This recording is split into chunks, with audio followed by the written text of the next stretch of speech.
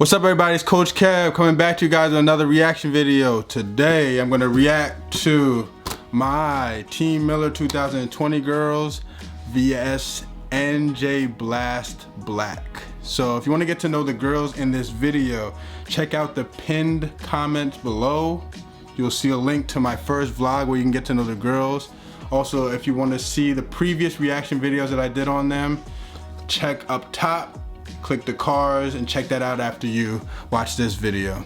So since there's no AAU basketball going on, let's just enjoy some highlights together. So without further ado, let's get to it.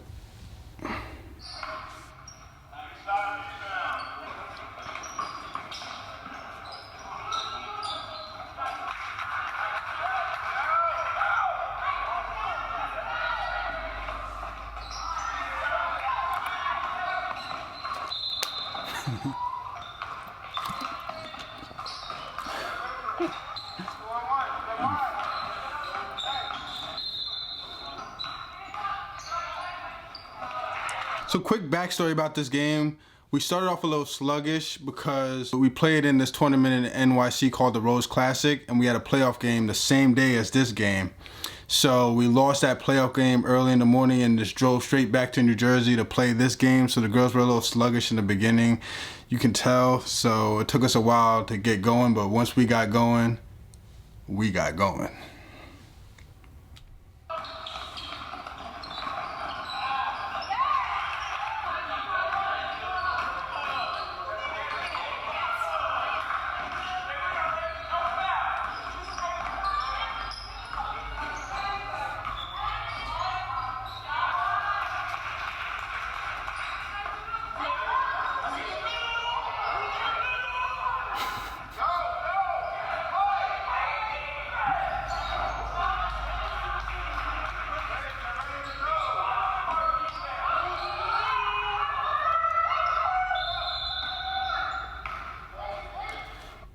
This is the best playing style for this group of girls, for this team that I have, and I know that a lot of people enjoy watching that playing style, and like I said, it worked best for us.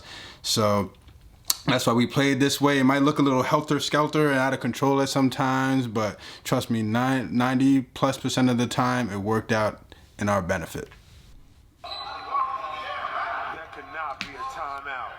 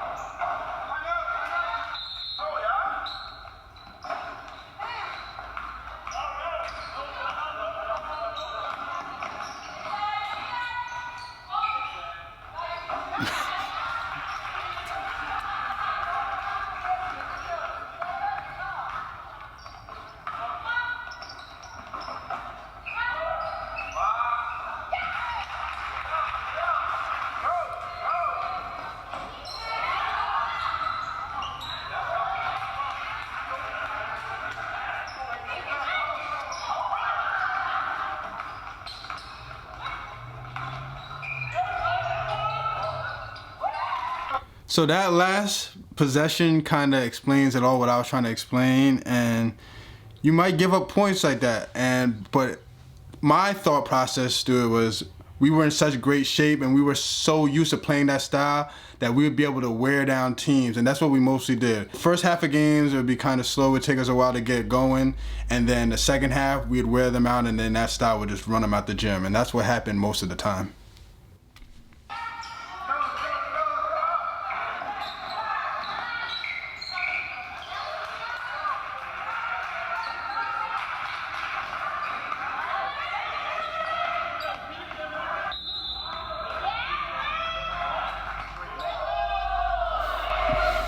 Every team got one. That was ours. Bryn Farrell.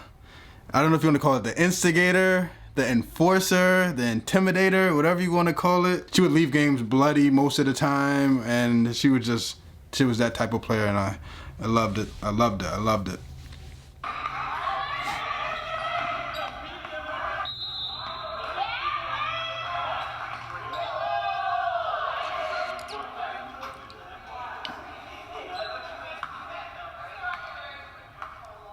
So right now we're at 41-25. With 133 left in the first half. I'm playing back for you, man. It's all good. Sorry stopping it so much, but I wanted a flagrant foul for that too, which I know it's not a flagrant foul, but as a coach, you're trying to get anything you can get, so. I'm trying out here.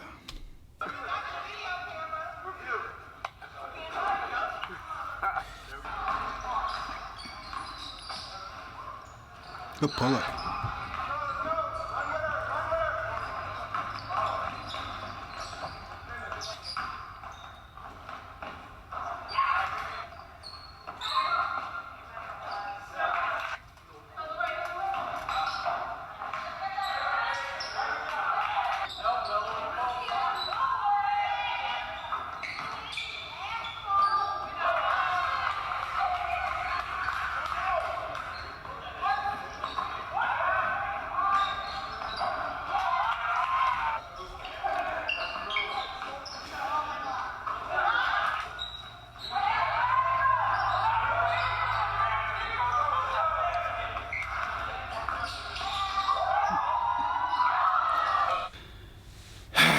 That's Kennedy. One of the set of twins we had on the team, Kennedy and Kiana, that was Kennedy. And I know this haunts her till this day. She wants that one back, that missed layup. I know she didn't miss it on purpose, and we can joke about it now, but that behind the back, you see that behind the back? Oh, that would have been fire. So we would always have a play a game that was just either a behind the back, a through the legs pass, a no look, a step back. Like we would have a play that people would, whoever's watching would be like, ooh, whoa. Like that. We would have those moments at least once every game that I coach with these girls. Come on, Ken. Come on.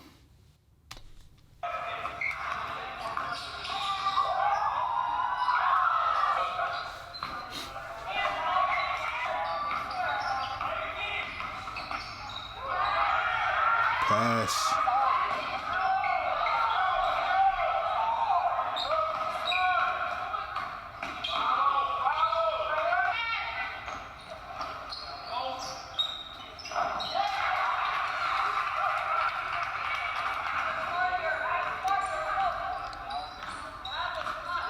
Okay, so right now we're up 66-58 with 2:07 left in the second half in the game.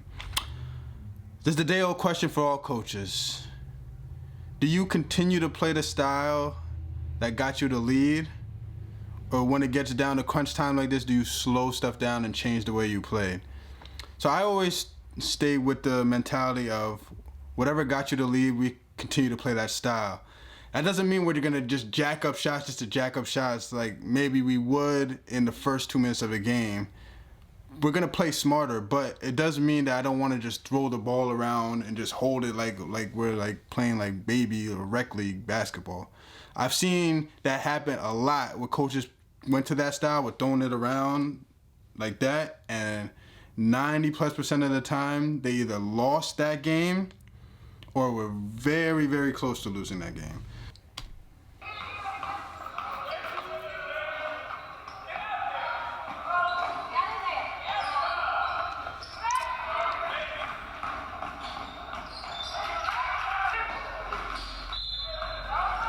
All right, so this is where it kind of, so we had a good, like I said, we had a good lead. Now we're up by 6.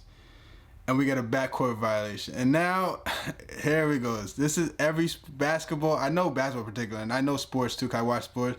It seems like when one thing goes wrong, everything just goes wrong.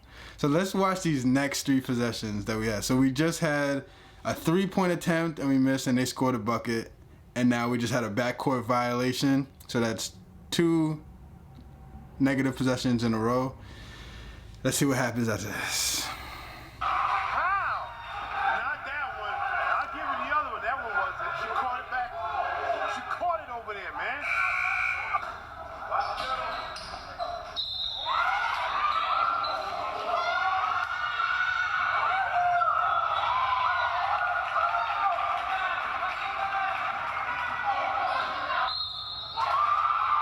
So it goes, miss 3, they score a layup.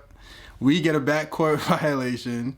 They get an and 1 layup. we miss a wide open layup, and they get another and one layup. It just seems like it's a snowball effect. Once one thing goes bad, it just right down the hill, getting bigger and bigger until.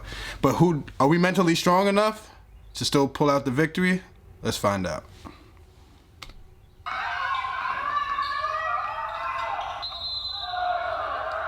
Okay, so 23.58 seconds. That's to the T. They really 23.58. They're ready. That's Derek Fisher territory. 0.2.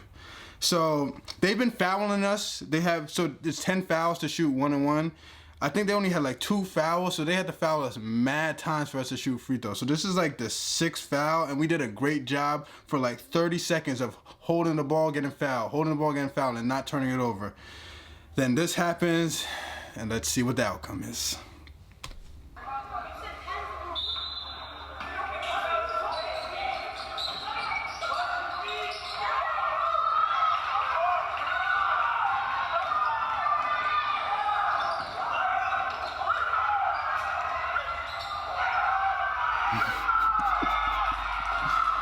Hold it, Carla.